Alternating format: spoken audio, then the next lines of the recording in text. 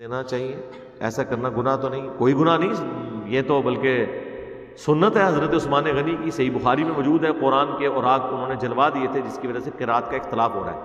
یہ نہیں تھا کہ وہ الفاظ اس پہ کوئی غلط لکھے ہوئے تھے، وہ ڈائلیکٹس کا فرق تھا، بل وہ ابھی بھی چل رہی ہیں اس طریقے سے. ہم یہ قریش کی زبان میں قرآن پڑھ رہے ہوتے ہیں عموماً، جو ہم جس طریقے سے لے کے چل رہے ہوتے ہیں، لیکن قرآن 7 قراتوں میں نازل ہوا ہے، بخاری مسلم میں ہے.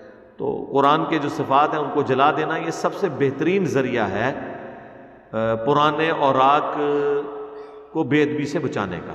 لیکن کسی کے سامنے نہ کریو، مہربانی کریو. اے ذہن نہیں رکھنا، نہیں تو تسی بھی انہاں اوراق نال جنت وچ پہنچ جاؤ گے. دریا میں لوگ بہا دیتے ہیں، جیسے ہی پانی خشک ہوتا ہے وہ سارے اوراق کنارے پہ آئے ہوئے ہوتے ہیں، نالوں میں آ جاتے ہیں، بلکہ ریورس ہو کے. اسی طریقے سے قبرستان میں بھی لوگ جو دفنا دیتے ہیں، تو اب کبھی کوئی نئی قبر کھودی گی وہ نیچے نکل آتے ہیں. تو یہ کام نہیں، سب سے آسان طریقہ یہ ہے کسی کے سامنے نہ کریں، الگ سے اپنے گھر کی چھت پہ چلے جائیں، سردیوں کے اندر جمع کرتے رہے، سردیوں ہو تو جناب نال آگ بھی سیکو مزے نال، اور اس کو ختم کرو، اور اس کا ذکر کسی سے نہیں کرنا.